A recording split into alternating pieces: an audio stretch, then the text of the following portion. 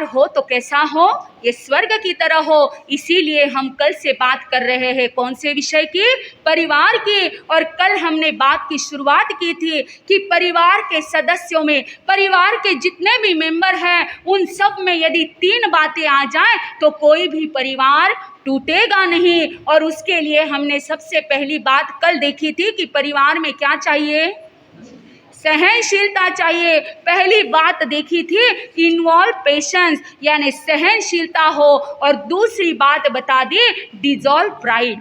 क्या बता दिया, डिजॉल्व प्राइड, यानी जहां पर अहंकार ना हो, जहां पर कोई ईगो ना हो। याद रखना, या तो आपका अहंकार बचेगा या तो आपके रिश्ते बचेंगे। यदि आपको रिश्तों को बचाना है तो अहंकार को छोड़ना होगा, और अहंकार को संभालना होगा, तो रिश्ते किसी हाल में बचने वाले नहीं हैं। रिश्तों को बचाना चाहते हो तो अपने ईगो को साइड में रखना पड़ेगा, अपने अहंकार को बाजू में रखना पड़ेगा। या तो मैं बचेगा या तो मेरा बचेगा। क्या है, मैं या मेरा, एक ही शब्द का फर्क है लेकिन अंतर जमीन आसमान का है। या तो मैं बचेगा या तो मेरा, यानी मेरा अभिमान बचेगा, या तो मेरा बचेगा यानी मेरा परिवार बचेगा। अन्यथा ईगो को संभालने लगोगे तो उस परिवार क्या हो जाएगा, परिवार टूट जाएगा। लेकिन आज तो दौड़ किसको संभालने की है, कोई मेरे को संभालने में नहीं लगा है, सब मैं को संभालने में लगे हैं। उसी की होड़ा दौड़ है। सबको लगता है मैं सही हूँ, सबको लगता है मैं बड़ा हूँ, सबको अपने आप को सिद्ध करने में लगे हैं। और उसी कारण से रिश्ते क्या हो रहे हैं, टूट रहे हैं। और सच कहना, रिश्ते टूटने के बाद में व्यक्ति चाहे कितना भी बोले कि मैं मजे में हूँ, लेकिन वो मजे में रह ही नहीं सकता।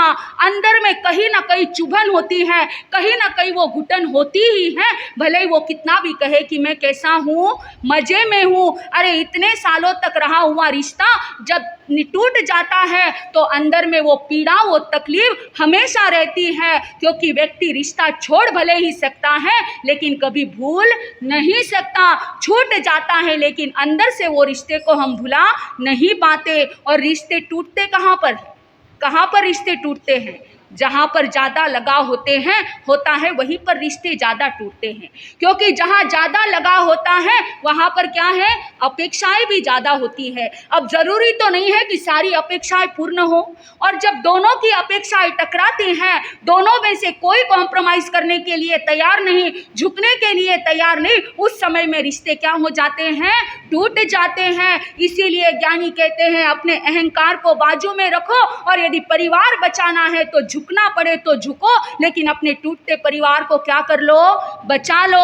चाहे आप कितने भी सत्य क्यों ना हो, लेकिन आपको दिख रहा है कि मेरे एक झुकने से यदि मेरा परिवार टिकता हो तो उस समय में झुक जाओ, लेकिन किसको बचाओ, परिवार को बचाओ। डिजॉल्व प्राइड, क्योंकि यहाँ पर यदि झुक जाओगे तो दुनिया के सामने झुकने की जरूरत नहीं पड़ेगी। एक परिवार के सामने नहीं झुकते और बाहर दुनिया के सामने जाकर झुकते हो। अरे मैंने कल भी कहा, दुख के समय में दुनिया नहीं बल्कि कौन काम आने वाला है, परिवार काम आने वाला है। तो जिस परिवार ने जन्म दिया, जिस परिवार ने परवरिश की, जिस परिवार ने संस्कार दिए, उस परिवार के सामने झुकने में कैसी शर्म है।